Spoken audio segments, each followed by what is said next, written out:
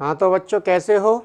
जैसा कि मैंने बताया था कि हम एक सीरीज स्टार्ट करने वाले हैं और खुशखबरी आपको मिली गई होगी। मैंने आपको एक वीडियो बना के डाल दी कि हमें क्या करना है, क्या नहीं करना है, कैसे हमें अपनी तैयारी स्टार्ट करनी है, क्योंकि अब हमारे पास समय तो बहुत कम बचा है, समय ज़्यादा बचा नहीं है। तो उसी को देखते हुए मैंने आपको ये खुशखबरी दी थी और उसी खुशखबरी से हम आगे चलते हैं। अन्यथा ये खुशखबरी ही बन के रह जाएगी यदि मैंने आपको वीडियो प्रोवाइड नहीं करवाई तो हम स्टार्ट कर रहे हैं एक्सरसाइज 2 रियल नंबर्स, वास्तविक संख्याएं। तो बच्चों पहली बात तो ये कि वास्तविक संख्या क्या होती हैं, क्या नहीं होती है, रियल नंबर क्या होते हैं, क्या नहीं होते, इसकी जानकारी हम बाद में करते हैं। पहले ये देखते हैं कि इसमें क्वेश्चन कैसे बनते हैं। तो क्वेश्चन जो बनते हैं इसमें एक अंक का एक क्वेश्चन और 2 अंक का 2 क्वेश्चन, एक क्वेश्चन, एक क्वेश्चन आते हैं। इसमें से टोटल कितने क्वेश्चन आते हैं? इस एक्सरसाइज में से हमें 2 क्वेश्चन आते हैं, एक अंक का आता है एक तो, और एक 2 अंक का आता है एक क्वेश्चन। तो हमें अपनी तैयारी उसी वे में लेके चलनी है और हमारा टारगेट रहेगा वो मैंने आपको कल बता ही दिया है। तो बच्चों अब रेडी हो जाओ बिल्कुल अपनी किताब लेकर। ऐसे नहीं करना है कि आप बस केवल मोबाइल चालू किया और वीडियो देखने लग गए, ऐसे काम नहीं चलने वाला। अब आपको क्या करना है मैं बता देता हूँ। पढ़ने का तरीका क्या रहेगा, जैसे ही वीडियो स्टार्ट होती है आप अपनी बुक और कॉपी रजिस्टर जो भी है वो लेके बैठे। और मैं आपको यहाँ पर क्वेश्चन नहीं लिखवाऊंगा क्योंकि समय भी कम है हमारे पास। 1 साल का कोर्स लगभग 1 महीने में ही हमें पूरा करना है। तो 1 महीने में आपको पता है कि कितनी स्पीड से चलेगा कोर्स। स्पीड से के साथ साथ हमें एक्यूरेसी भी देनी है और इसके साथ साथ आपको ऐसे क्वेश्चन करवाने जो आपको दिक्कत या समस्या खड़ी करते हैं। आपको करना क्या है, सबसे पहली बात तो आपको करना क्या है, जैसे कोई भी क्वेश्चन में, जैसे मैंने 10 क्वेश्चन करवा दिए एक्सरसाइज के, और यदि आपको कोई डाउट आ रहा है और किसी क्वेश्चन में समस्या आ रही है, समझ में नहीं आ रहा है, तो आप मेरे फेसबुक पेज पे जाइए, श्योर सक्सेस इन मैथमेटिक्स। वहाँ पर आप कमेंट कीजिए या मेरा व्हाट्सअप नंबर लिख लो, आप वहाँ पर आप मैसेज कर सकते हैं।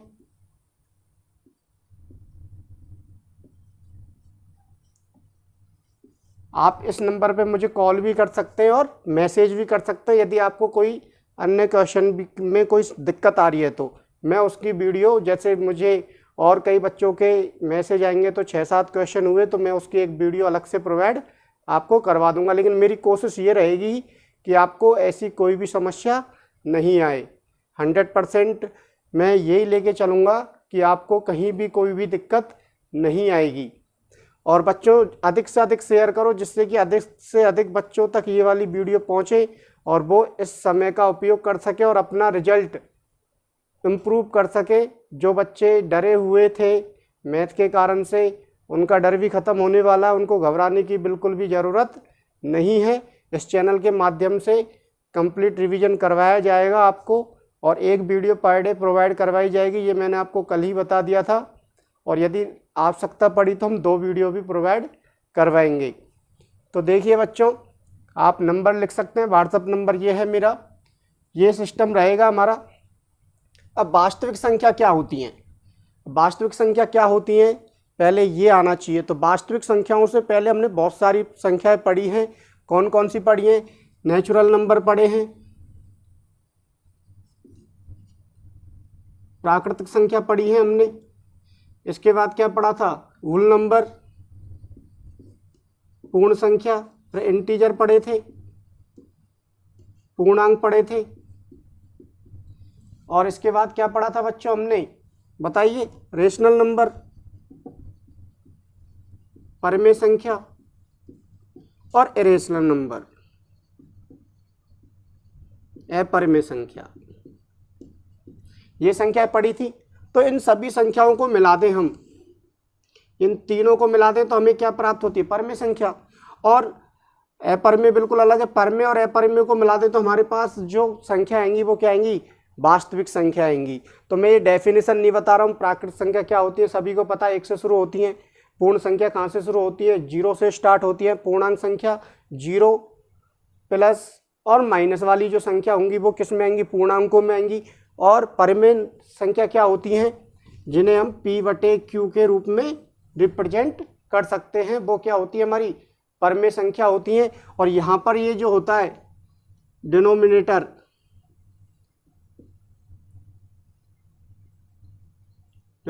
हर जो होता है वो कभी भी किसके बराबर नहीं होता, 0 के बराबर नहीं होता। 0 के बराबर क्यों नहीं होता बच्चों, इसका कारण भी समझ लो। यदि आप 0 लिख देंगे ऐसे तो ये क्या होता है, इनफाइनाइट होता है, अनंत होता है, यानी ये वाली टर्म जो है वो क्या है, अपरिभाषित है।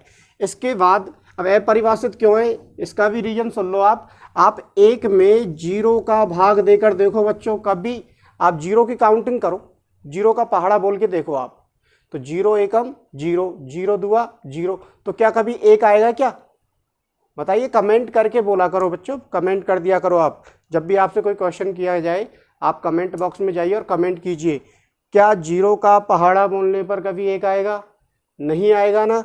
तो नहीं आएगा तो आप कितने भी पहाड़े बोलते जाओ, आप अनंत तक चलते जाएंगे, लेकिन कभी भी आपका 1 नहीं आएगा। तो इसका मतलब ये क्या हो जाएगा, अनंत हो जाएगा।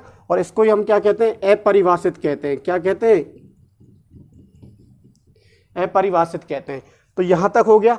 अब देखते हैं अपरिमेय संख्या। अपरिमेय संख्या क्या होती है, कई बच्चों को बहुत ज़्यादा कन्फ्यूज रहता है कि अपरिमेय संख्या क्या होती है।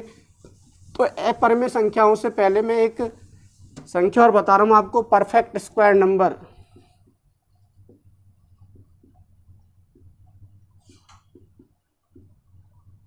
पूर्ण वर्ग संख्या। पूर्ण वर्ग संख्या आप अच्छी तरीके से जानते होंगे। पूर्ण वर्ग संख्या कैसे प्राप्त करते हैं, कोई भी एक संख्या है या कोई भी एक नंबर है, उसी नंबर को हम उसी नंबर से मल्टीप्लाई कर दें एक बार और, तो हमें क्या प्राप्त होता है, एक परफेक्ट स्क्वायर नंबर प्राप्त होता है। जैसे 2 का परफेक्ट स्क्वायर ढूंढना हमें, तो इसी से एक और बार मल्टीप्लाई कर दो आप। 2 को 2 से मल्टीप्लाई करेंगे तो ये जो 4 आएगा ये क्या होगा, परफेक्ट स्क्वायर होगा। ऐसे यदि हम 4 × 4 करेंगे तो 16 जो आएगा वो क्या होगा, एक पूर्ण वर्ग संख्या होगी। क्या होंगी बच्चों, ये दोनों ही पूर्ण वर्ग संख्या होंगी। तो अब हमें अपरिमेय संख्या समझनी है। रेशनल नंबर क्या होता है,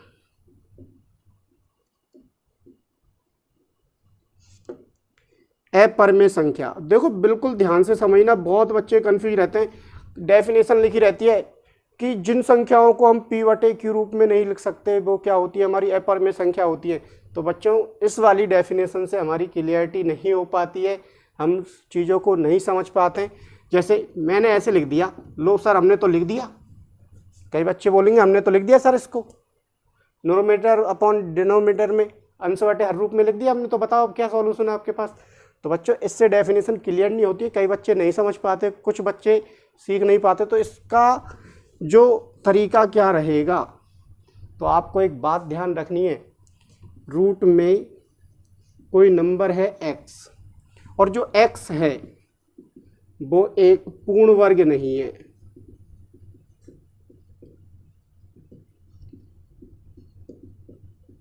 यानी रूट के अंदर यदि हमारे पास एक ऐसी संख्या लिखी हो जो पूर्ण वर्ग नहीं है, यानी परफेक्ट स्क्वायर नंबर नहीं है, तो उसे हम क्या कहेंगे बच्चों, अपरिमेय संख्या कहेंगे। क्या कहेंगे, रेशनल नंबर कहेंगे, अपरिमेय संख्या कहेंगे। अब क्या क्या हो सकती है, तो देखो एक तो है नहीं, 1 × 1 करेंगे तो 1 आएगा, तो ये लिखने से तो क्या हो जाएगा, जैसे 1 तो ये तो 1 आएगा। लेकिन यदि हम यहाँ पर √2 लिख दें तो क्या 2 परफेक्ट स्क्वायर नंबर है, पूर्ण वर्ग संख्या है क्या, नहीं है ना, तो ये क्या हो जाएगा आपका रेशनल नंबर हो जाएगा। यानी अंडर रूट के अंदर यदि ऐसी संख्या बैठी हुई है जो परफेक्ट स्क्वायर नंबर नहीं है, यानी पूर्ण वर्ग संख्या नहीं है, तो उन सभी संख्याओं को हम क्या कह देंगे, अपरिमेय संख्या कह देंगे। आई बच्चों यहाँ तक समझ में बात, अपरिमेय संख्या की डेफिनेशन समझ में आ गई। जो है बुक में वो तो चलेगी आपकी, ऐसी संख्या जिन्हें हम P/Q रूप में व्यक्त नहीं कर सकते वो अपरिमेय संख्या होती है। लेकिन हमें पहचानना भी तो आना चाहिए, डेफिनेशन का क्या चार्ट थोड़ा डालना, हमें क्या चार्ट डालना है सर, हमें तो डेफिनेशन से डेफिनेशन भी आनी चाहिए और चीज़ों को पहचानना भी आना चाहिए। अभी हम इन रेशनल नंबर और इरेशनल नंबर, परिमेय संख्या और अपरिमेय संख्या की डेफिनेशन और भी पढ़ेंगे डेसिमल के रूप में। तो देखिए बच्चों यहाँ तक हो गया आपका रेशनल नंबर, इरेशनल नंबर। अब कुछ डेफिनेशन और हैं वो भी आनी चाहिए आप पर। देखिए क्या क्या है। तो डेफिनेशन है आपकी सबसे पहले तो प्राइम नंबर,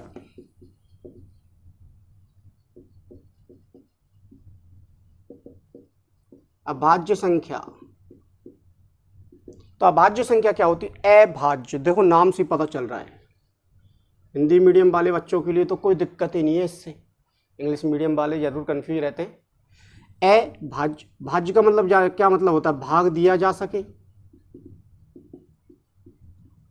भाज्य का मतलब भाग दिया जा सके, और ए लग गया तो नहीं दिया जा सके, यानी ऐसी संख्या जिनमें किसी भी संख्या का भाग नहीं जाता है। तो सर ऐसा तो होता ही नहीं है। ऐसा होता है कि किसी भी संख्या, अरे स्वयं का तो भाग जाता ही है, स्वयं में स्वयं का भाग तो जाएगा नहीं जाएगा, तो स्वयं का भाग जाए केवल। और एक और है क्या, आप बताइए, कमेंट कीजिए। एक का भाग भी सभी संख्याओं में चला जाता है। तो ऐसी संख्या जिनमें केवल स्वयं का और एक का भाग जाता है, जिनमें केवल स्वयं का और एक का भाग जाता है, वो संख्या क्या होती है? हमारी अभाज्य संख्या होती है, प्राइम नंबर होते हैं। तो सर अब ये भाज्य संख्या भी समझा दो आप। तो समझाते हैं बच्चों। देखो भाज्य संख्या क्या होती है? भाज्य संख्या compositive number, composite number. Composite number क्या होते हैं? कंपोजिट यानी कंपोजिशन, आप इंग्लिश में पढ़ते होंगे। कंपोजिशन का मतलब क्या होता है? जोड़ जोड़ कर बनाना। तो यहाँ पर भी ऐसा ही है, संख्याओं को जोड़ जोड़ कर बनाया गया है। ऐसे जोड़ कर नहीं, मतलब गुणा करके बनाया गया है। यहाँ थोड़ा थोड़ा अलग अर्थ है, गुणा करके बनाया गया, यानी ऐसी संख्या जिनमें दो या दो से अधिक संख्याओं का भाग चला जाए। एक का तो जाता ही है सभी में, तो हम क्या कर लेंगे? दो का तो जाना ही चाहिए, कम से कम दो संख्या होनी चाहिए। अब एक को काउंट मत कर लेना, दो या दो से अधिक। तो मैं एग्जाम्पल देता हूँ, इसके क्या होंगे बताओ। जैसे 4 है, 4 में 2 का भाग चला जाएगा, 4 का भाग चला जाएगा। 1 का तो सभी में जाता है, 8 है, 2 का, 4 का और 8 का भाग चला जाएगा। मैं ले रहा हूँ 15, देखो 3 का, 5 का और 15 का भाग चला जाएगा। तो ये जो होते हैं हमारे क्या होते हैं? भाज्य संख्या होती है। क्या होती है बच्चों? भाज्य संख्या होती है ये हमारी। आई बात समझ में? सर इनके एग्जाम्पल भी बता दो। चलो बताते हैं एग्जाम्पल। तो बच्चों ये चीज़ें आप लिख भी सकते हैं, वैसे ज़रूरत नहीं पड़ेगी आपको, आप पढ़ चुके हैं इन चीज़ों को, बस मैं रिवाइज करवा रहा हूँ आपको। बस यही मेरा उद्देश्य है कि आपका रिवीजन एक और बार सही ढंग से हो जाए, आपकी तैयारी सही ढंग से हो जाए एग्जाम से पहले, जिससे आपको कोई भी समस्या नहीं आए। तो देखो प्राइम नंबर क्या होते हैं, प्राइम नंबर के एग्जाम्पल लिख लेना आप। क्या होंगे? 2 होगा, 3 होगा, 5, 7, 8 में जाएगा, 9 में जाएगा, 10 में जाएगा, 11 में नहीं जाएगा किसी का भाग, 13, 14 में जाएगा, 2 का, 7 का, 14 का, 15 में जाएगा, 16 में जाएगा, 17 में नहीं जाएगा, 18 में 2 का, 9 का, 6 का, 3 का, तो किसका? 19 में। फिर 20 में भाग जाएगा, 21 में जाएगा, 22 में, 23 में नहीं जाएगा भाग, 24, 25 जाएगा सभी में, 26, 27, 28, 29 में नहीं जाएगा। तो बच्चों इस तरीके से आप देख सकते हैं, और भी बहुत सारी संख्याएं, आपको बस इतनी याद रख लो आप, जिससे आपका क्वेश्चन सॉल्व हो जाए। तो ये भी लिख लो आप, लिख लेना। ये तो प्राइम नंबर क्या होते हैं, ये मैंने आपको चीज़ें समझा दी है। अब एक दो टर्म और हैं, एक पॉजिटिव नंबर, पॉजिटिव इंटीजर, बहुत जगह लिखा है इस एक्सरसाइज में धनात्मक पूर्णांक। तो धनात्मक पूर्णांक का मतलब ये है, हमें प्लस वाली संख्या लेनी है। धनात्मक पूर्णांक पॉजिटिव इंटीजर का मतलब ये है कि हमें जो धनात्मक यानी प्लस वाली जो संख्या है, आपको पता ही है माइनस की भी होती है संख्या और प्लस की भी होती है, रूट वाली भी होती है, तो हमें प्लस वाली लेनी है केवल, और पूर्णांक लेने, न कि रूट वाली। समझ में आई बात? तो ये हो जाएगी आपकी पॉजिटिव नंबर या धनात्मक संख्या है। अब देखो, अब एक चीज़ और सीखनी है हमें, यहाँ तक हो गया संख्याओं के बारे में तो सभी को पता, 1000, 2000, 10,000, 5,000, 100,000, 100,000, कोई गलत थोड़ी बोला है, सही बोला है ना? हाँ, कोई दिक्कत नहीं बच्चों। तो देखो हमें गुणनखंड सीखना है, फैक्टर, गुणनखंड। अब गुणनखंड कैसे होने चाहिए हमारे? Prime factor. कैसे होने चाहिए? प्राइम फैक्टर होने चाहिए। प्राइम फैक्टर यानी कि अभाज्य संख्याओं के रूप में हमें गुणनखंड करने हैं। अभाज्य गुणनखंड क्या सीखने हैं बच्चों? अभाज्य गुणनखंड। अभाज्य गुणनखंड का मतलब क्या है कि कोई भी नंबर दे दिया जाएगा आपको, कम पॉजिटिव नंबर यानी भाज्य संख्या दे दी जाएगी। अब हमें उसके टुकड़े करने हैं, उसमें भाग देते देते उसको गुणनखंडों के रूप में लिखना है। क्या लिखना है? गुणनखंडों के रूप में लिखना है। तो कैसे लिखेंगे? जैसे मैं एक छोटा सा एग्जाम्पल दे रहा हूँ आपको। जैसे मैंने ले लिया 15 ले लेते हैं 50। अब अभाज्य संख्या बताइए। अभी बताया मैंने 2, 3, 5, 7, 11, 13। तो आपको जब अभाज्य गुणनखंड के लिए कहा जाए, कई बच्चे कन्फ्यूज रहते हैं, 4 का भाग देने लग जाते हैं, 8 का भाग देने लग जाते हैं। यहाँ पर सर हम तो 25 का भाग दे रहे हैं, 50 में 25 का भाग जा रहा है। तो इससे क्या हो जाता है, उनकी कैलकुलेशन गलत हो जाती है और आपको वहाँ पर नंबर या अंक काट लिए जाते हैं एग्जाम में। इन चीज़ों का ध्यान रखना है, छोटी छोटी का, तभी तो हमारे 100/100 आएंगे बच्चों। ऑफलाइन बैच में पढ़ाया है मैंने, बच्चों के आए भी हैं, और आप कोशिश करेंगे, आप पढ़ेंगे तो आपके भी आएंगे। कोई भी काम इम्पॉसिबल नहीं है। देखिए, तो इनका ही भाग देंगे आप, अभाज्य संख्याओं का ही भाग देंगे, तभी तो अभाज्य गुणनखंड होंगे। तो इसमें किसका भाग जा सकता है? 2 का। ये सब चीज़ें मैं बताऊंगा, बाद में बनेंगी वीडियो। डिवीजन के नियम क्या होते हैं, सभी वीडियो मैं प्रोवाइड करवाऊंगा, लेकिन समय लगेगा बेटा, एक साथ सब काम नहीं हो सकते, टाइम भी होना चाहिए। जितना टाइम मिल रहा है उसके अकॉर्डिंग चल रहा है सिस्टम। 2 का भाग दिया कितनी बार? 25 बार। फिर किसका जाएगा? 5 का कितनी बार? 5 टाइम्स। और 5 का 5 में 1 टाइम्स। अब लिखना कैसे होता है? 50 के गुणनखंड किए थे हमने, 50 को तोड़ा था किस रूप में? 2, 5 और 5 के रूप में। 2 × 5 × 5। अब 5 कितनी बार आ रहा है? 2 बार। तो 2 बार आ रहा है तो घात कितनी लगा देंगे आप? 2। यदि 3 बार आता तो घात कितनी लगाते? 3। यदि 4 बार आता तो घात कितनी लगाते बच्चों? 4। आई बात समझ में? तो जब भी मैं आपसे कहूँ आई बात समझ में, तो आप लाइक या कमेंट कीजिए, समझ में आ रहा है नहीं आ रहा है। तो ये हो गया आपके अभाज्य गुणनखंड हो गए बच्चों, अभाज्य गुणनखंड हो गए। अब देखते हैं आगे। अब एक क्वेश्चन आता है, बहुत ही इंपॉर्टेंट क्वेश्चन है, यहीं से एक क्वेश्चन बनता है हमारा 1 अंक का।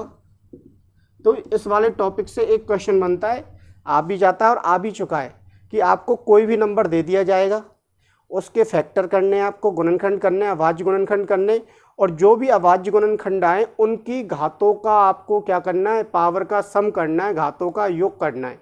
घातों का क्या करना है? योग। तो जैसे इसमें देखो 2 के ऊपर, अब कई बच्चे इसमें भी कन्फ्यूज रहते हैं, सर 2 के ऊपर कुछ भी घात नहीं है, तो क्या बता देते हैं? मैं पूछूँ सर बेटा घात कितनी है? 0 लिख देते हैं फटाफट। जब कोई भी घात नहीं दिख रही है तो कितनी घात है बच्चों? 1। जब किसी भी संख्या के ऊपर कोई भी घात नहीं दिख रही है तो घात कितनी मानते हैं? हमेशा 1 घात मानते हैं। समझ में आई बात? गलती मत कर देना, 0 घात मान लो, कहीं 1 घात होगी। किसी भी संख्या के ऊपर कोई घात नहीं है तो कितनी घात है? 1। तो इसके ऊपर कितनी घात होगी? 1 होगी, 1 घात होगी बच्चों। इसके ऊपर कितनी है? 5 के ऊपर 2। अब इनका सम कर दो आप, घातों का सम यानी योग कर दो, तो कितना आएगा? 1 + 2 = 3। ऐसे ही कोई भी नंबर दे दिया जाए आपको, XYZ कोई भी नंबर दे दिया जाएगा, 1 अंक का क्वेश्चन आएगा, उसको आपको क्या करना है? अभाज्य गुणनखंड करना है। अभाज्य गुणनखंड करके उसके बाद क्या करना है? उनकी घातों का योगफल ज्ञात करना है। 1 नंबर क्वेश्चन बनता है बच्चों, हम करेंगे अभी चैप्टर में। अभी मैं बस आपको बेसिक थ्योरी समझा रहा हूँ इस एक्सरसाइज से रिलेटेड। अब देखते हैं आगे। अब एक और चीज़ आ गई, गुणनखंड करना सीख गए, 2 गुणनखंड करने सीख गए। अब क्या आता है हमारे पास? 2 चीज़ें और पूछता है एग्जाम में। 1 अंक का पूछ लेता है, कभी HCF पूछ लेता है। तो मैं लिख देता हूँ HCF, हाईएस्ट कॉमन फैक्टर,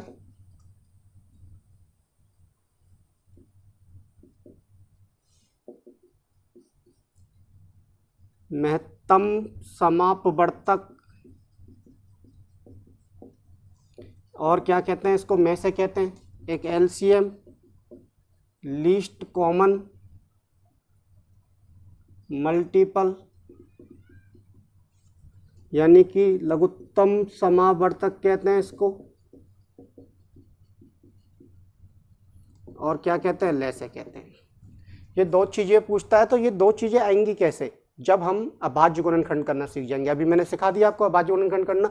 अब इन पे आते हैं बच्चों, तो कैसे करना है। इसमें भी बहुत बड़ा कन्फ्यूजन रहता है, बच्चे गलत कर देते हैं। 1 नंबर क्वेश्चन आता है बहुत सरल, और कभी कभी जो 2 अंक का क्वेश्चन आता है उसको भी गलत कर देते हैं। कभी इससे ही रिलेटेड आ जाता है हमारा 2 अंक का क्वेश्चन भी, तो उसको भी गलत कर दे। क्यों? क्योंकि जब अभाज्य गुणनखंड करना ही नहीं आएगा तो बताओ कैसे होगा क्वेश्चन सही। तो चीज़ों को समझना ध्यान से। देखो HCF मैं कुछ टर्म लिख रहा हूँ, ध्यान रखना है। HCF कैसे निकालते हैं आप, तो 2 स्टेप होंगी इसमें। एक तो कॉमन मल्टीपल लेना है, कॉमन फैक्टर लेना है। फैक्टर लिख देता हूँ, यानी उभयनिष्ठ गुणनखंड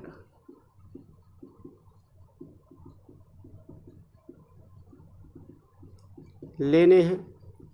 उभयनिष्ठ गुणनखंड हमने 2 संख्या आएंगी, 3 संख्या आएंगी, 4 संख्या आएंगी, उनमें से जो भी कॉमन गुण, पहले हमने फैक्टर कर लिए, गुणनखंड कर लिया उनके, उसके बाद उनमें कॉमन देखना है बच्चों। क्या देखना है? कॉमन। कॉमन देख लिया, उनको लिख लिया। दूसरा पॉइंट क्या रहेगा बताइए? मिनिमम पावर, कम से कम घात।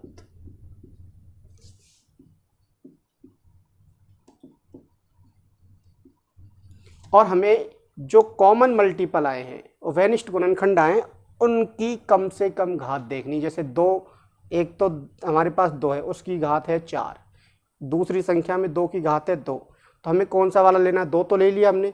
अब कॉमन घात, तो कॉमन तो वो ले लिया गुणनखंड, लेकिन घात कौन सी लेनी है? जो कम वाली है, जो 2 घात है वो लेनी है। समझना चीज़ों को। ये तो हो गया इसका। अब LCM भी समझ लो, लिख लेना आप इनको ऐसे, यहाँ पे ये लिख लेना और इसको ऐसे। इसमें क्या करते हैं? इसका पहला पॉइंट, ऑल फैक्टर लेने, सभी गुणनखंड लेने। सभी गुणनखंड यानी 2, 3, 4 जो भी आ रहे हैं। पहली संख्या में 2 और 3 आए, उसके बाद दूसरी संख्या के फैक्टर किए, उसमें 5 और 7 आ गए, और उसके बाद हमने तीसरी संख्या देखी, उसमें 3 और 5 आ रहे हैं। तो हमें सभी लेने, सभी गुणनखंड लेने, 2 भी लेना है, 3 भी लेना है, 5 भी लेना है, 7 भी लेना है, इस तरीके से लेने। और उसके बाद मैक्सिमम घात लेनी है, मैक्सिमम पावर, यानी ज़्यादा से ज़्यादा घात।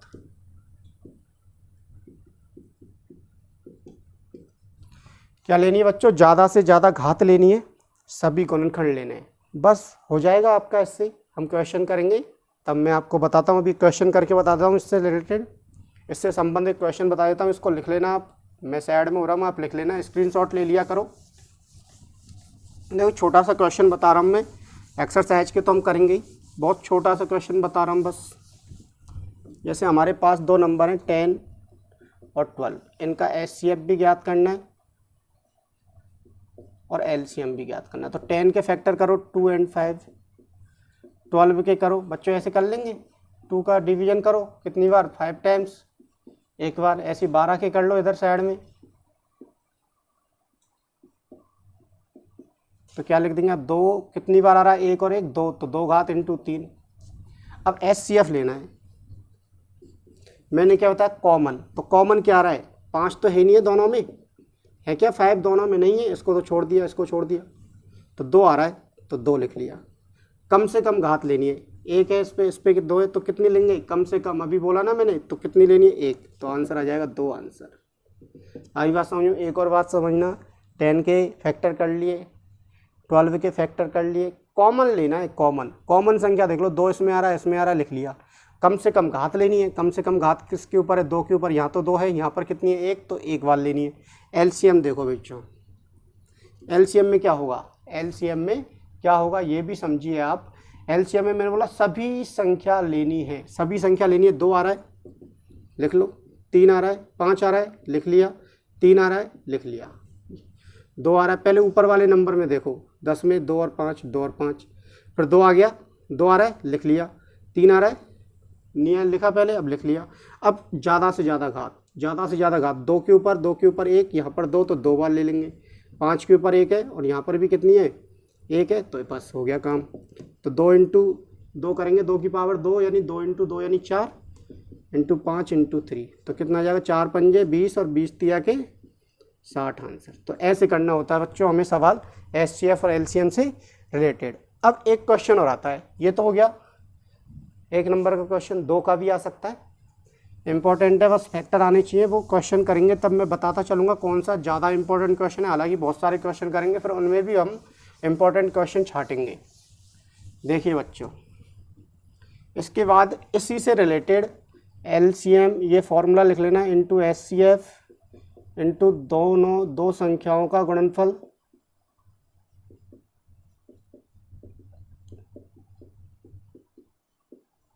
या मल्टीप्लाई ऑफ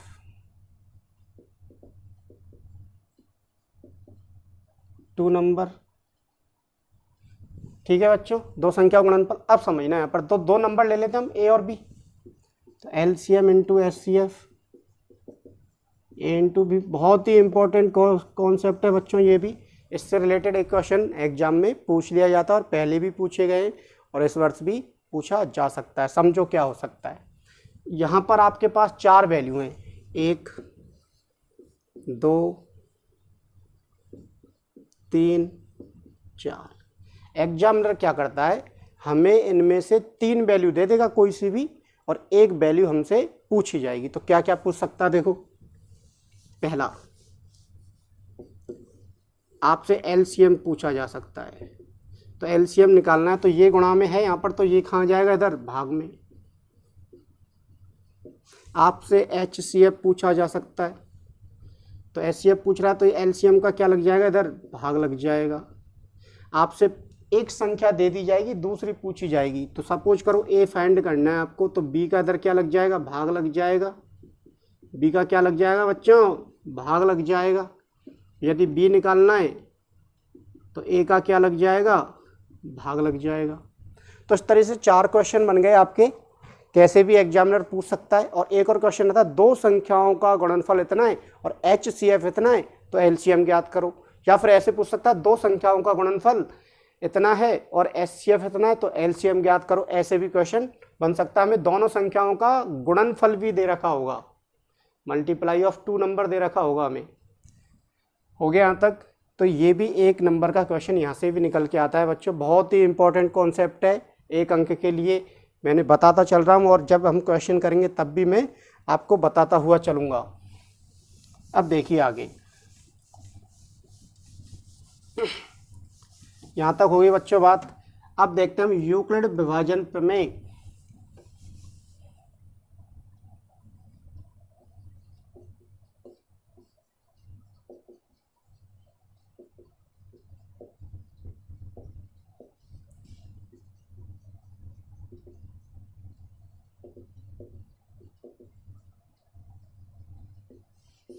यूक्लिड विभाजन प्रमेय क्या होती है बच्चों, ये बहुत इंपॉर्टेंट कॉन्सेप्ट है हमारी इस एक्सरसाइज का।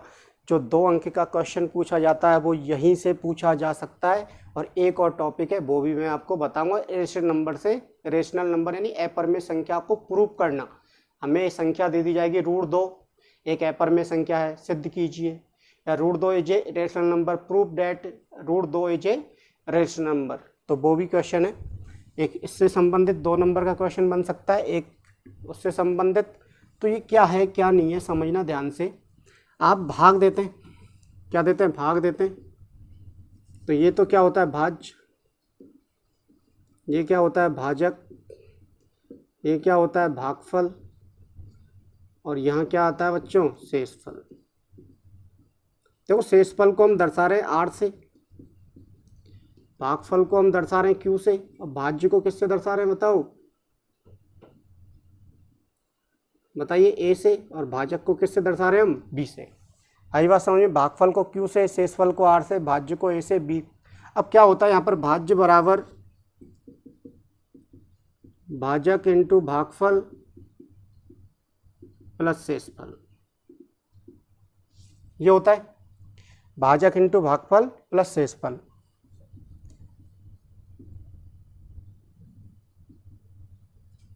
ये होता है रिमाइंडर।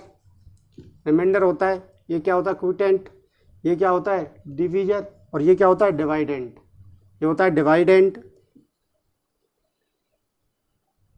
ये क्या होता है, डिवीजर। ये क्या होता है, क्विटेंट। और ये क्या होता है, रिमाइंडर। तो बच्चों ये हो गया। अब इसको लिखेंगे कैसे?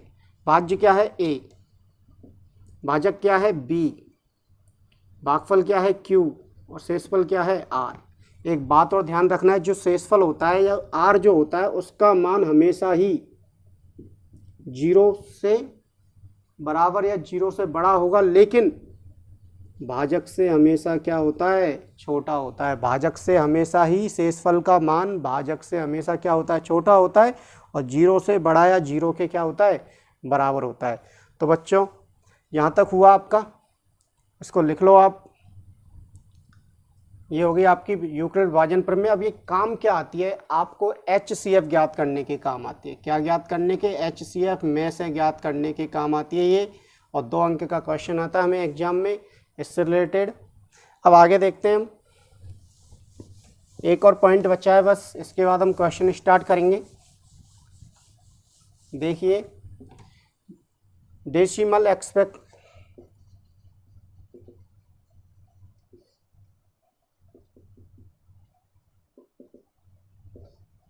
दशमलव प्रसार। अब बच्चों दशमलव प्रसार क्या है? जैसे संख्याएं आपके पास 2 संख्या हैं, इधर समझा देता हूं। ये तो है आपकी प्रमेय, और ये क्या है? आपकी अप्रमेय।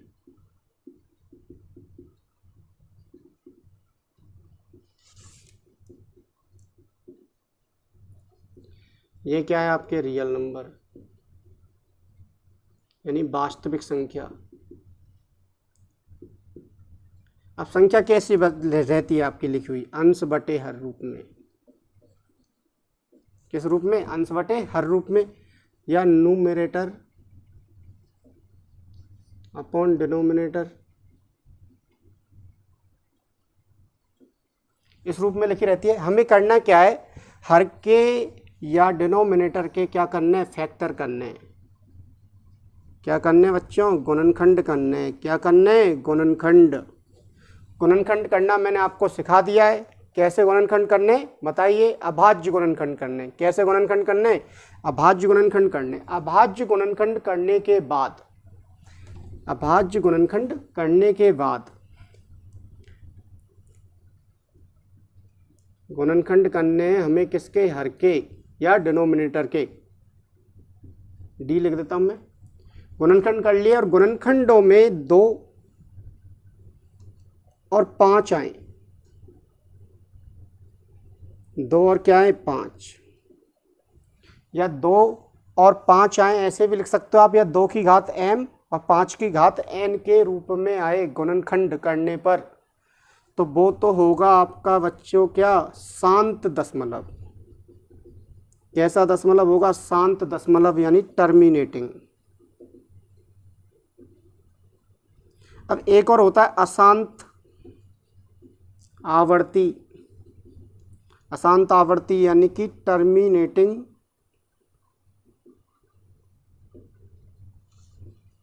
Non terminating repeating. अशांत आवृत्ति क्या होगा? गुणनखंडों में 2 और 5 तो आएगा ही। देखो 2 भी आ सकता है अकेला, ध्यान से समझना। 2 अकेला आ सकता है, 5 भी अकेला आ सकता है, या दोनों साथ में आ सकते हैं। तो वो क्या होगा? शांत होगा या टर्मिनेटिंग होगा। लेकिन यदि 2 और 5 के अलावा 2 की घात m इंटू 5 की घात n आ सकता है, इसके साथ अदर भी आ सकता है, अदर गुणनखंड आ भी सकता है, और ये नहीं आए, या ऐसे हो सकता है अदर ही आएगा, यानी कोई और संख्याएं 2 और 5 उसमें से क्या हो जाएं? गायब हो जाएं। तो वो क्या होगा? अशांत आवृत्ति। कहने का मतलब ये, एक और बार समझो बच्चों, बहुत ही कन्फ्यूज रहता है। शांत दशमलव है हमारा। शांत दशमलव कब होगा? जब 2 और 5 आए। 2 आए केवल तो भी शांत होगा, केवल 5 आए तब भी शांत होगा, दोनों आए तब भी शांत होगा। लेकिन यदि 2 और 5 के साथ साथ अन्य संख्या भी आ जाए तो हमारा क्या होगा? अशांत आवर्ती होगा। या फिर 2 और 5 गायब हैं आपके और अन्य संख्या आ रही है तो भी क्या होगा? वो हमारा अशांत आवर्ती होगा। इसमें क्या होगा? इसमें 2, 5 कुछ भी नहीं आने वाला ऐसा। इसमें ऐसी संख्या आएंगी या तो रूट वाली होंगी आपको बता दिया मैंने, ये वाला तो बता ही दिया था मैंने। या फिर क्या होगा, नॉन टर्मिनेटिंग नॉन रिपीटिंग, न तो वो शांत होंगी और न ही उनमें कोई भी आवृत्ति होगी।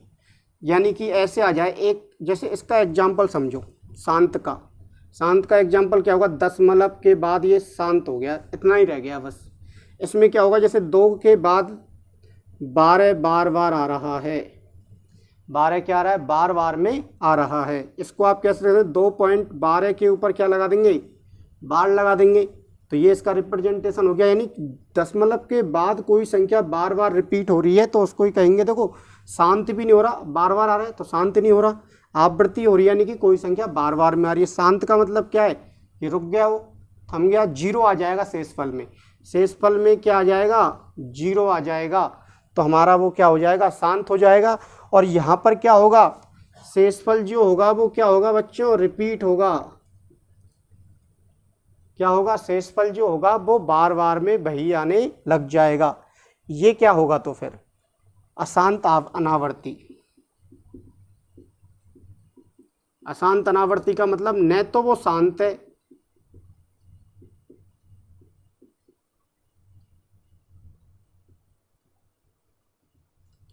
तो ये शांत भी नहीं है, चलता जा रहा है, और इसमें कोई भी जो डिजिट है वो रिपीट भी नहीं हो रही है। तो ऐसी संख्या क्या होंगी, अशांत आवृत्ति होंगी। और ऐसी ही संख्या को क्या कहते हैं, हम अपरिमेय संख्या कहते हैं। एक और बार समझ लो, परमेय संख्या होती है, अपरिमेय संख्या होती है, 2 दशमलव प्रसार होते हैं, शांत और अशांत। शांत कब होगा, जब दशमलव यानी कि हर के गुणनखंडों में 2 और 5 आए, अकेला 2 आए तब भी और अकेला 5 आए तब भी। और अशांत आवृत्ति क्या होगी, 2 और 5 आए, उसके साथ कोई अन्य संख्या भी आए, या फिर 2 और 5 गायब हो जाएं और अन्य संख्या आए, तो क्या हो जाएगी, वो अशांत आवृत्ति हो जाएगी।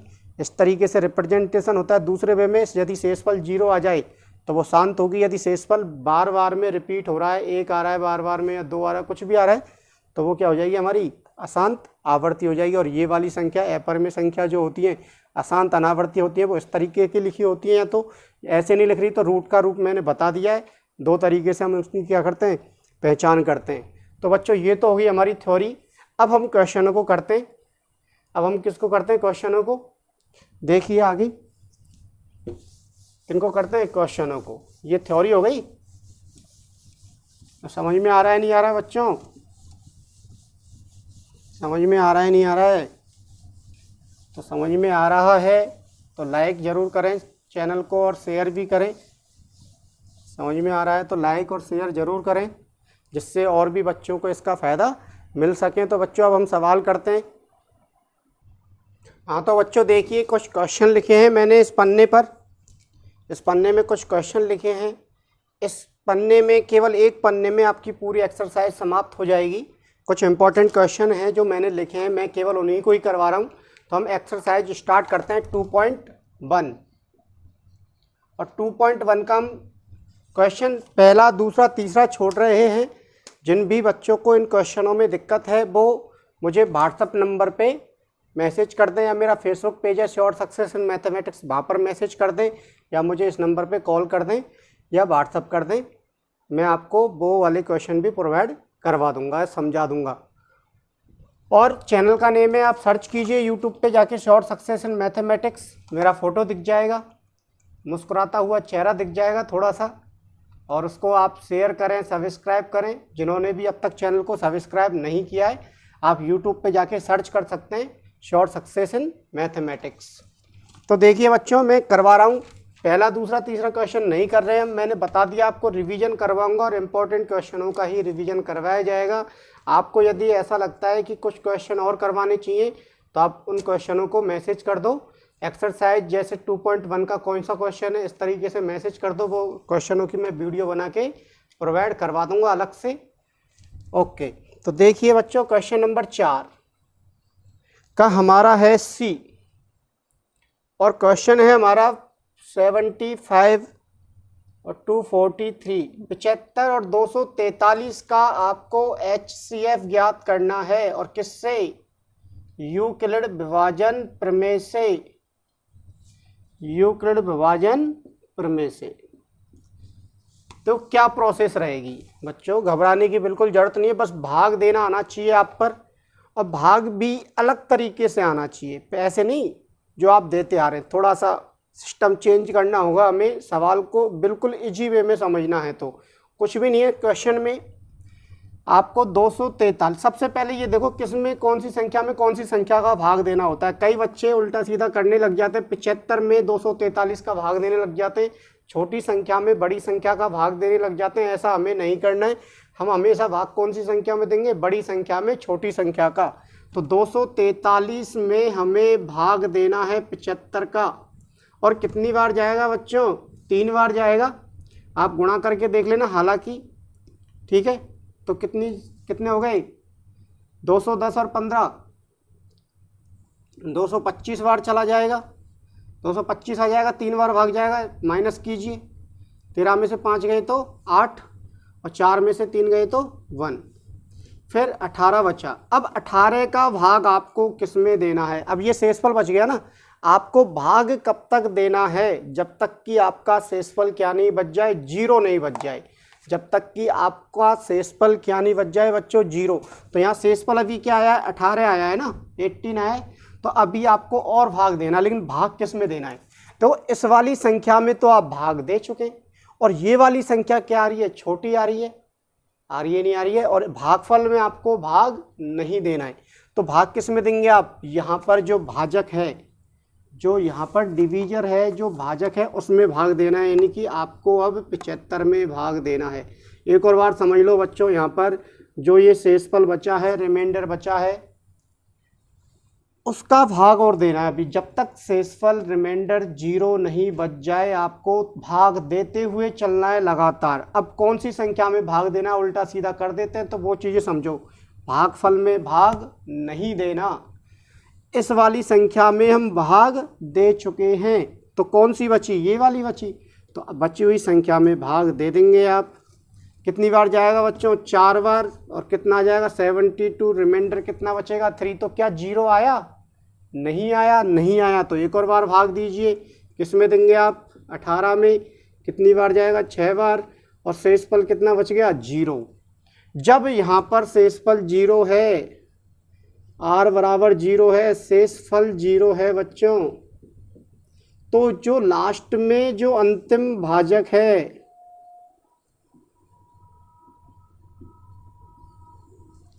जो अंतिम भाजक है, अंतिम बार भाग किसका दिया आपने उसका ध्यान रखना। अंतिम भाजक क्या है, 3।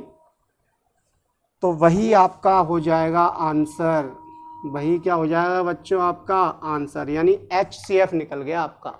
अब कुछ नहीं है, बस हो गया यही सवाल, ये वाली चीज़ आनी चाहिए। उसके बाद स्टेप है, वो स्टेप मैं अभी समझाता हूँ आपको।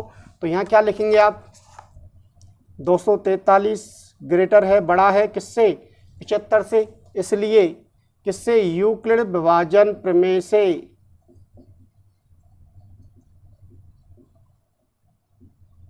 अब यूक्लिड विभाजन प्रमेय क्या होती है बच्चों, a बराबर BQ प्लस R से। अब a क्या है बताइए, यहाँ पर a ये होता है, ये क्या होता है आपका Q होता है, ये क्या होता है आपका R होता है, और ये क्या होता है आपका B होता है। तो बताइए a क्या है, 243, B कितना है, भाग किसका दिया, 75 का। कितनी बार गया बच्चों, 3 बार, और शेषफल कितना बचा, 18। तो शेषफल 0 नहीं है, तो R नॉट बराबर 0, R नॉट बराबर 0। जब शेषफल 0 नहीं है, तो आप दोबारा इस वाली स्टेप को रिपीट कर देंगे, दोहरा देंगे। तो पुनः आप लिख सकते हैं यूक्लिड विभाजन प्रमेय से a बराबर BQ प्लस R से। तो बताइए अब क्या होगा, अब किसका भाग दिया, किस में भाग दिया बच्चों हमने, 75 में। किसका दिया भाग, 18 का। कितनी बार गया था, 4 बार, और शेषफल कितना बचा था, 3। तो यहाँ पर भी R नॉट बराबर 0। इसलिए अगली स्टेप आप दोबारा लिखने की आवश्यकता नहीं, आप दोबारा से रिपीट कर देंगे। तो अब किस में दिया था भाग? 18 में। किसका दिया था? 3 का। कितनी बार गया था? 6 बार। और शेषफल कितना बचा है? 0। तो यहाँ r बराबर आ गया आपका 0। आई बच्चों समझ में बात? केवल इससे करना है हमें। देखो ये इसका भाग दिया, इसमें भाग दिया, इसका भाग दिया, इतनी बार गया, शेषफल इतना बच गया, वो चीज़ें लिखनी है। तो अतः अंतिम भाजक क्या है? क्या है बच्चों बताइए? 3। इसलिए HCF जो आएगा आपका, जो में से आएगा, वो भी क्या आ जाएगा बताइए? 3। और ये ही आ जाएगा आपका आंसर। तो ये स्टेप हो गई बच्चों।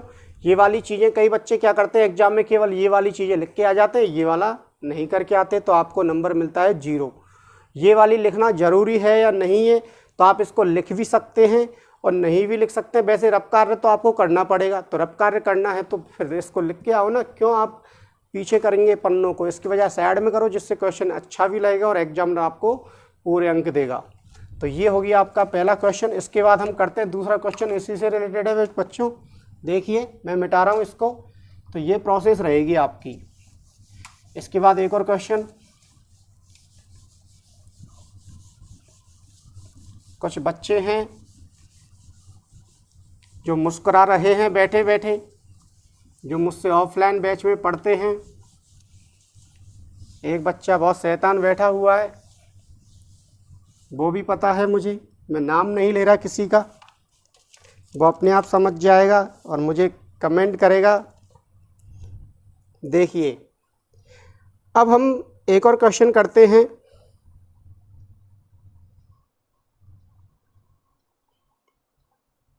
ई क्वेश्चन है 196 और 38,220 का दोबारा से ये काम करना है हमें, HCF ज्ञात करना है बच्चों। क्या ज्ञात करना है? HCF, यूक्लिड विभाजन प्रमेय से। तो ये क्वेश्चन इम्पोर्टेंट है। और क्यों इम्पोर्टेंट है? 1 अंक का आ जाता है। इससे पहला वाला क्वेश्चन 2 अंक का आता है, इसमें ये 1 अंक का ही क्वेश्चन आता है। बहुत सरल क्वेश्चन है और बिल्कुल एक ही स्टेप का क्वेश्चन है। तो आप क्या करेंगे? 38,220 में भाग देंगे 196 का और डायरेक्ट ही भाग जाएगा 195 बार। बच्चों को रटा हुआ है ये क्वेश्चन, बच्चे बिल्कुल रट के बैठे हुए हैं, कई सारे बच्चे बिल्कुल ध्यान है उनको। तो 196 का भाग इसमें 195 बार जाएगा। आप भाग देकर देखना, बिल्कुल पूरी बार भाग चला जाएगा। तो शेषफल पहली स्टेप में क्या बच जाएगा? 0। तो बच्चों जब शेषफल 0 ही बच गया तो अंतिम भाग किसका दिया? 196 का, और यही हो जाएगा आपका HCF। तो इसको लिखना है। तो 138,220 में और इन दोनों नंबर में कौन सा नंबर बड़ा है? 196। तो यूक्लिड विभाजन प्रमेय से, यूक्लिड विभाजन प्रमेय से क्या हो जाएगा बच्चों? क्या है? A बराबर BQ प्लस R से। बताइए क्या होगा? ये क्या होता है आपका? ये होता है A, ये होता है B, ये होता है Q और ये क्या होता है? R। तो बताइए क्या हो जाएगा? 38,220 बराबर 196 का भाग दिया, भाज्य 196 का भाग दिया, कितनी बार गया? 195 बार। और शेषफल कितना बचा? 0, यानी R बराबर 0 बच गया, आ गया। R बराबर 0 आ गया। तो HCF बराबर क्या आ गया बच्चों?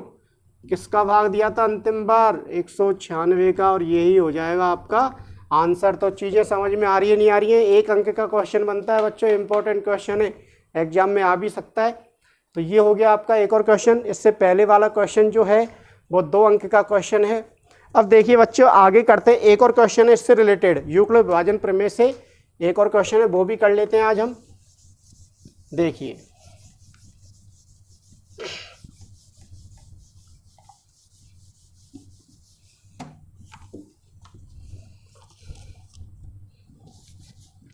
पांचवा क्वेश्चन, और क्वेश्चन क्या है पांचवा कि हमें 2 नंबर दे रखे हैं बच्चों, 408 और 1032। 2 नंबर दे रखे हैं, एक नंबर ये है, एक नंबर ये है।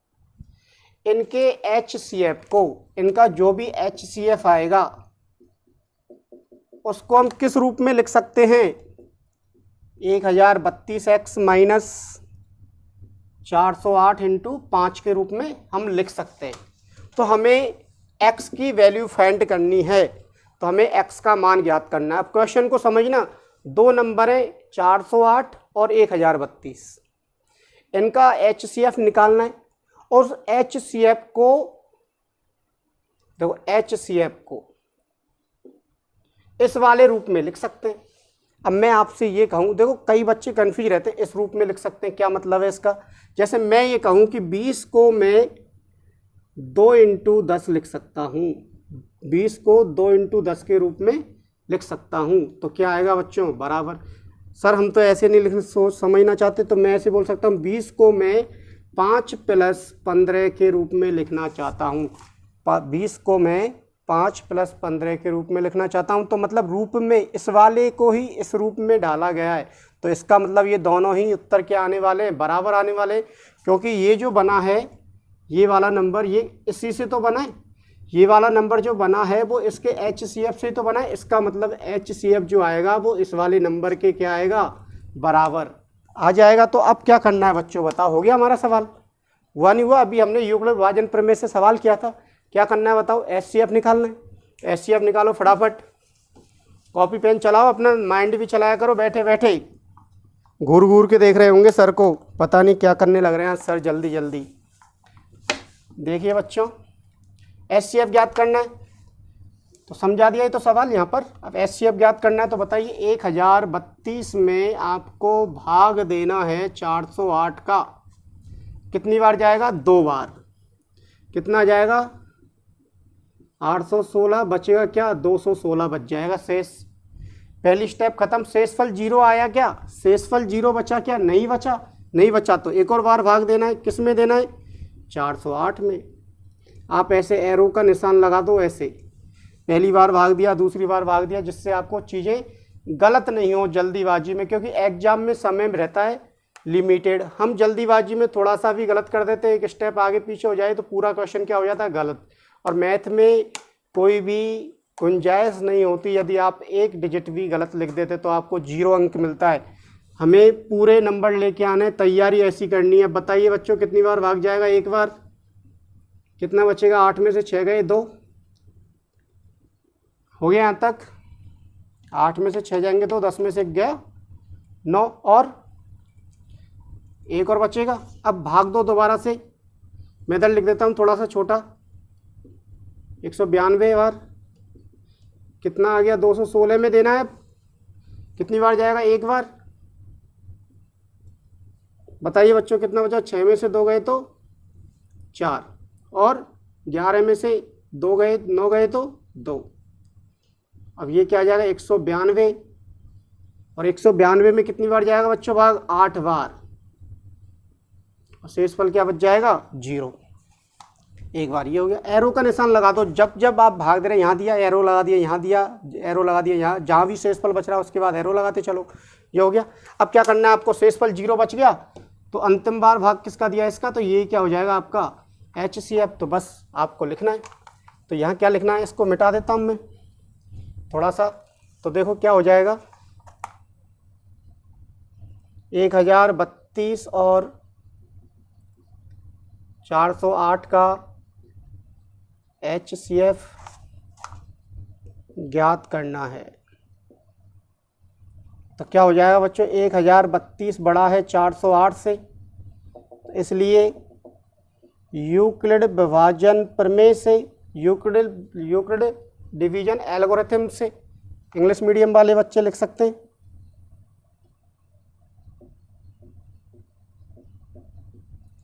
प्रमेय क्या है बच्चों, A = B³ + R से। बताइए फटाफट, 1032 में भाग दिया 408 का, 1032 में 408 का भाग दिया, भागफल कितना आया, 2, और शेषफल कितना बचा, 216। तो R = 0 आया क्या, नहीं आया। दोबारा से अप्लाई करो बच्चों। अब 408 में भाग दिया किसका, 216 का, कितनी बार गया, एक बार, और शेषफल कितना बचा, 192। शेषफल 0 नहीं आया, तो दोबारा अप्लाई करना है। फिर 216 में भाग दिया किसका, 192 का, कितनी बार गया, एक बार, और शेषफल कितना बचा 24, शेषफल 0 नहीं आया। फिर एक और बार भाग दिया 192 में, किसका 24 का, और कितनी बार गया भाग 8 बार। वहाँ से लिख रहा हूँ मैं, अब ऐसे रट नहीं रहा है मुझे, वहाँ से देख देख के लिख रहा हूँ, प्लस 0। तो r बराबर क्या आ गया बच्चों 0। जब r बराबर 0 आ जाए तो लास्ट बार, यहाँ से तो गलती कर देते हैं, उल्टा सीधा लिख देते हैं, कभी कभार लास्ट में क्या लिख देते हैं बच्चे, ऐसे लिख देते हैं और फटाफट उत्तर लिख देते हैं, चल लो उत्तर आ गया हमारा, ये उत्तर आ गया। और एग्जामिनर क्या कर देता, गलत कर देता, क्योंकि उत्तर तो क्या है 24 और स्टेप आगे पीछे हुई और आपका उत्तर गलत। तो वहाँ से देख के लिखना है बच्चों तरीके से। तो क्या हो जाएगा 24 × 8, तो यहाँ पर HCF क्या हो जाएगा बताइए 24, और यही है क्या आ जाएगा आपका आंसर, आ जाएगा क्या, नहीं आएगा। अभी आंसर आपको सॉल्व करना है, तो सॉल्व क्या करना है, ये HCF आ गया और यही HCF का फॉर्म है। आप यहाँ पर एक समीकरण लिख देंगे, तो यहाँ क्या लिख देंगे, प्रश्नानुसार 408 और 1032 का HCF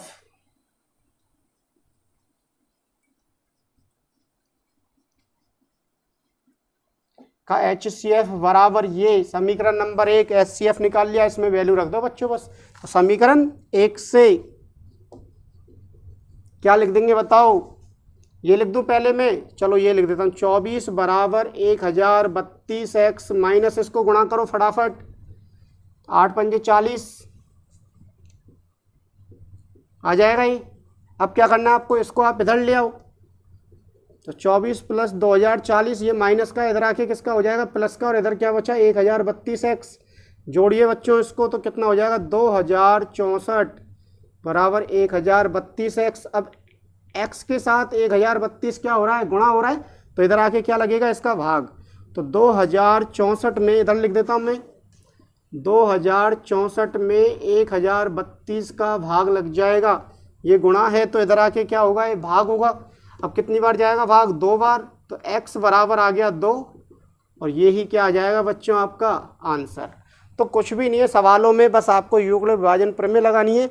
उसके बाद अब कुछ बच्चों के दिमाग में क्वेश्चन आ रहा होगा कि सर हम तो इस वाले क्वेश्चन को इस तरीके से नहीं करना चाहते, तो मत करो आप, जब तक आपसे क्वेश्चन में कहा नहीं जाए कि यूक्लिड विभाजन प्रमेय से कीजिए, तो ज़रूरी नहीं है आप यूक्लिड विभाजन प्रमेय से ही करें, आप फैक्टर वाले तरीके से, गुणनखंड वाले तरीके से भी HCF निकाल सकते हैं। यदि क्वेश्चन में लिखा हुआ आ जाए कि यूक्लिड विभाजन प्रमेय के द्वारा सॉल्व करना है, तो आपको यूक्लिड विभाजन प्रमेय ही लगानी है, विभाजन यानी गुणनखंड वाला मेथड नहीं लगाना, अन्यथा एग्जामिनर आपका क्वेश्चन क्या कर देगा, गलत। ये छोटे छोटे पॉइंट होते हैं बच्चे जो हम जल्दीबाजी में गलती कर देते हैं, क्वेश्चन को पूरा पढ़ते नहीं है और हम करने लग जाते हैं क्वेश्चन को, और हमारा लास्ट में रिजल्ट क्या आ जाता है, क्वेश्चन का आंसर जो निकलता है वो 0 निकलता है और आपको 0 अंक मिल जाते हैं वहाँ पर। तो इन चीज़ों का ध्यान रखना है, हमें हमारे टारगेट पर पहुँचना है। टारगेट मैं बता चुका हूँ आपको, खुशखबरी आपको पहले ही दे चुका हूँ मैं। और बच्चे जो रेगुलर नहीं हैं, यानी कि जिनकी एग्ज़ाम अभी जो 10th क्लास में आए, उनको घबराने की बिल्कुल ज़रूरत नहीं है, उनके भी वीडियो मैं लगातार प्रोवाइड करवाता रहूँगा। और ये वीडियो उन बच्चों के लिए ही करवा रहा हूँ जो जिनका पेपर अभी शेष है। इसके अलावा वीडियो को आप शुरू से लेकर एंड तक देखें, चीज़ों को समझें, पेन कॉपी लेके बैठें और अब पढ़ाई में जुट जाइए बच्चों, समय कम है, एग्ज़ाम आपकी जल्दी ही जो अपना गवर्नमेंट है वो कर देगी, घोषणा कर देगी एग्ज़ाम कब लगेगी कब नहीं लगेगी उसके बारे में। तो बच्चों चैनल को शेयर और सब्सक्राइब ज़रूर करें। धन्यवाद।